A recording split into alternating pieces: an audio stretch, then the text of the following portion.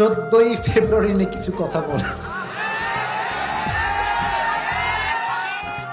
এই মাসটার নাম কি ভাই? এই মাসে আছে নাকি? বিশ্ব বেহায়া দিবস, বিশ্ব নির্লজ্জ দিবস, নারীদের ধর্ষিতা হওয়ার দিবস। এই দিবস মুসলমান ঘরের সন্তান পালন করতে পারে না। তোমরা এক কাজ করবে, পার্কে যেদিন 14 ফেব্রুয়ারি বের হবে না, এরা হাতে এখন লাঠি নিয়ে বের হবে। কই তুই আমি সিঙ্গেল আর তোরা প্রেম করবি? কোশ্চিন কালেও সম্ভব হতে পারে না। তবে করে মাইকটা দিও না, মানে মারা লাগ না, খালি এমনি হাঁটবা দেবে ও এমনি পালাই গেছে। আসলে ভাই, যেখানে বাবারা এখানে এসেছেন যারা, বলতে চাই একটা কথা, 14ই ফেব্রুয়ারি এটা হবে অফ ডে, মানে হচ্ছে আপনার মেয়ে আপনার বাসার এরিয়ায় থাকবে, কোনো প্রাইভেট কোচিং সেই দিন হবে না। বলবে মা মা মা আজকে স্পেশাল ক্লাস আছে মা। এটা বাটপারি ছাড়া আর কিছু হতে পারে না। অতএব 14ই ফেব্রুয়ারি আসবে, কোনো প্রাইভেট থাকবে না, কোচিং থাকবে না।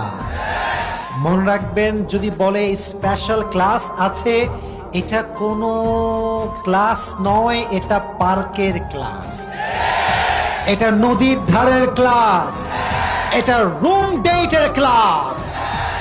আপনার মেয়ে যাবে সুন্দরী হয়ে, ভালো হয়ে, কিন্তু আপনার মেয়ে কিন্তু প্রেগন্যান্ট হয়েও বাসায় ফিরে আসতে পারে। এজন্য 14ই ফেব্রুয়ারি কি মুসলমানদের দিবস হতে পারে? এটা মুসলিম ঘরের সন্তান পালন করতে পারে। যুবকদেরকে 14ই ফেব্রুয়ারি ফিতনার থেকে হেফাজত করুক, সকলে পড়ে আমিন। আর একটা সমস্যা আছে, যখন গজব আসে চতুর্দিক থেকে আসে। Chocolate day, kiss day, hug day, rose day. এই চকলেট ডে তুই কই থেকে পাইলি? What is this?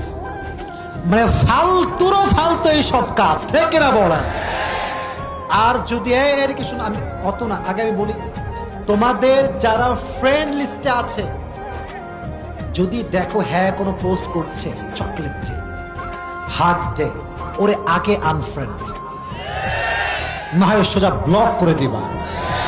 যে খ্রিস্টানদের সভ্যতা অনুসরণ করবে, সে আমার ফ্রেন্ড লিস্টে থাকার কোনো যোগ্যতা রাখে না। প্রথমে বোঝাবা, না মানলে আনফ্রেন্ড, ঠিক কিনা বল?